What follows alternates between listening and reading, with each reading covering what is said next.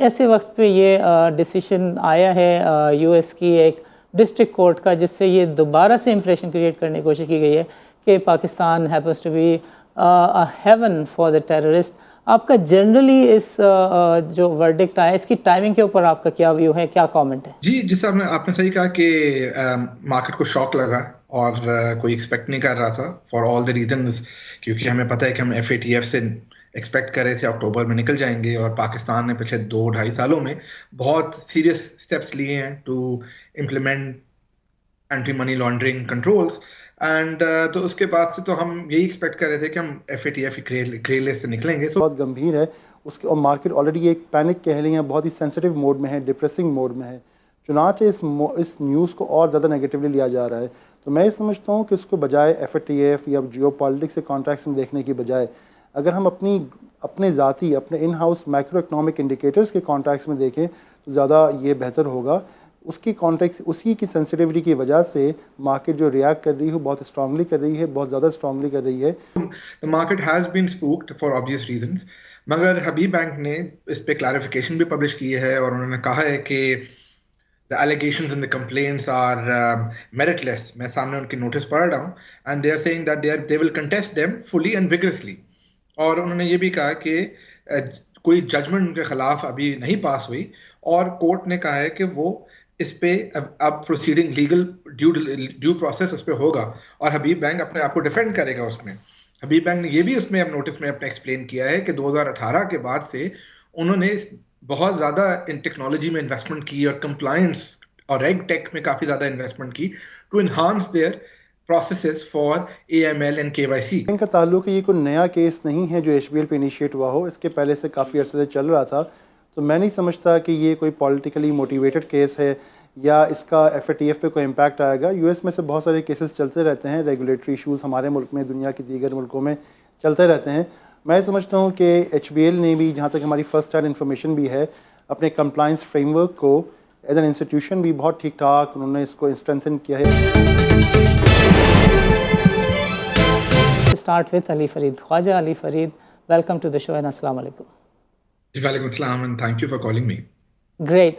Ali, you have seen what has happen today. آج کی جو بازار ہے اس میں آپ کو کچھ بھی نہیں نظر آتا سوائے HBL کی نیوز کی، بیکاز اس کے اندر کچھ کامنٹ جو ہے کہا جاتا ہے وہ آؤٹ آف پروپورشن پٹ کیے گئے ہیں، and those really reflect badly on Pakistan کے لشکر طیبہ، لشکر جنگوی اور میاں داد اور داؤد ابراہیم، ان سب چیزوں سے ایک امپریشن کریٹ کرنے کی کوشش کی گئی ہے اس وقت پہ جب کہ انگلینڈ کی ٹیم پاکستان میں آئی ہوئی ہے.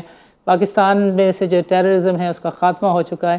ایک ایسے وقت پہ یہ ڈیسیشن آیا ہے یو ایس کی ایک ڈسٹرکٹ کورٹ کا، جس سے یہ دوبارہ سے امپریشن کریٹ کرنے کی کوشش کی گئی ہے کہ Pakistan happens to be haven for the terrorist. آپ کا جنرلی اس جو ورڈکٹ آیا اس کی ٹائمنگ کے اوپر آپ کا کیا ویو ہے، کیا کامنٹ ہے؟ جی جس آپ نے صحیح کہا کہ مارکیٹ کو شاک لگا اور کوئی ایکسپیکٹ نہیں کر رہا تھا فار آل دی ریزنز، کیونکہ ہمیں پتہ ہے کہ ہم FATF سے ایکسپیکٹ کر رہے تھے اکتوبر میں نکل جائیں گے، اور پاکستان نے پچھلے 2-2.5 سالوں میں بہت سیریس اسٹیپس لیے ہیں to implement anti money laundering controls, and تو اس کے بعد سے تو ہم یہی ایکسپیکٹ کر رہے تھے کہ ہم FATF کی گرے لسٹ سے نکلیں گے. So the market has been spooked for obvious reasons, مگر حبیب بینک نے اس پہ کلیریفیکیشن بھی پبلش کی ہے، اور انہوں نے کہا ہے کہ the allegations and the complaints are meritless. میں سامنے ان کی نوٹس پڑھ رہا ہوں، and they are saying that they will contest them fully and vigorously.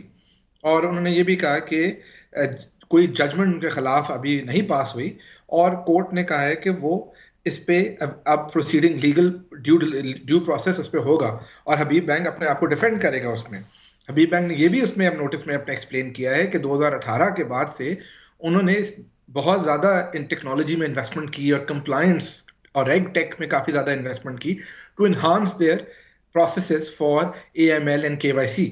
So I think that of course the market میں سینٹیمنٹ پہ تو زیادہ افیکٹ آیا ہے، مگر اٹس ٹو پریمیچور ٹو جج اور talk about any financial impact at this stage. So میرے خیال میں مارکیٹ میں بھی اسٹاک میں شاید ریکوری آ جائے after the market digest this the initial impact of this news.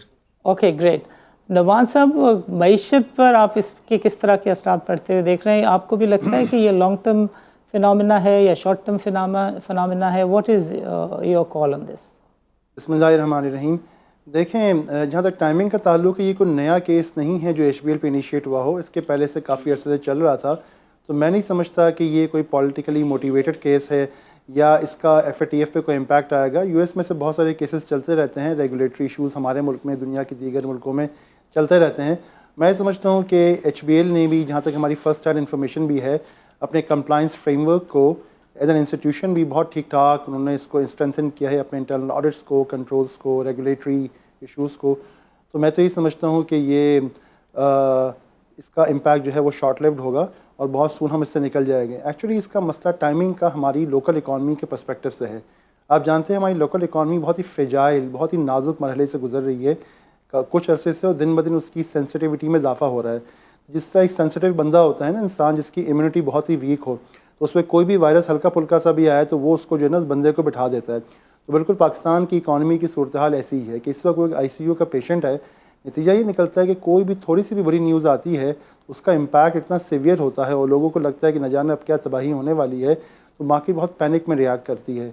Dollar की सूरत हाल हमारे सामने रही है। लोगों को ये लगता है कि अगर FATF की वजह से या HBL जो कि हमारा लार्जेस्ट बैंक है, क्या अगर हम FATF से ना निकल पाए या हमारे डॉलर बॉन्ड्स के ऊपर या इंटरनेशनल बोरिंग पर कोई इम्पैक्ट आया या एज ए कंट्री हमारा कोई और नेगेटिव परसेप्शन क्रिएट हुआ, तो उसका नतीजा इकॉनमी पे जो है अनबियरेबल होगा। तो वो जो सेंसिटिविटी ऑफ द सिचुएशन, अगर नॉर्मल सर्कमस्टांसेस शायद अगर ये सूरत हाल होती भी तो उसका इतना इम्पैक्ट ना होता, लेकिन जो मौजूदा सूरत हाल है, चूँकि सूरत हाल बहुत गंभीर है, उसके और मार्केट ऑलरेडी एक पैनिक कह लें, बहुत ही सेंसिटिव मोड में है, डिप्रेसिंग मोड में है, चुनांचे इस न्यूज़ को और ज़्यादा नेगेटिवली लिया जा रहा है। तो मैं ये समझता हूँ कि इसको बजाय FATF या जियो पॉलिटिक्स के कॉन्ट्रैक्ट्स में देखने की बजाय अगर हम अपने ज़ाती, अपने in house micro economic indicators के कॉन्ट्रैक्ट्स में देखें तो ज़्यादा ये बेहतर होगा। उसकी कॉन्टेक्स्ट, उसी की सेंसिटिविटी की वजह से मार्केट जो रिएक्ट कर रही है बहुत स्ट्रांगली कर रही है, बहुत ज़्यादा स्ट्रांगली कर रही है, जो कि नॉर्मल हालात। नमान एंड अली फरीद ख्वाजा, आपका प्रोग्राम के लिए वक्त निकालने का बहुत बहुत शुक्रिया। नाज़रीन, आज के प्रोग्राम में हमने डिस्कस किए economic challenges and what we discuss was कि पाकिस्तान में day in day out basis के ऊपर सूरत हाल जो है वो बदल रही है। इतनी पाकिस्तान की मईशत नहीं डिस्कस हो रही जितनी पाकिस्तान में आर्मी चीफ की जो अपॉइंटमेंट है वो डिस्कस हो रही है। It is the autocracy which is holding the Pakistan, neither the democracy nor the bureaucracy, it is the autocracy which is on the top these days. So on the economic front what we discussed was कि पाकिस्तान के जो dollar bonds हैं उनको शदीद challenges का सामना है पाकिस्तान के लिए। डॉलर बॉन्ड इशू करना जो है वो एक सवालिया निशान की सूरत हाल बनता जा रहा है, और पाकिस्तान की ability to bounce back after the IMF program is now a serious question.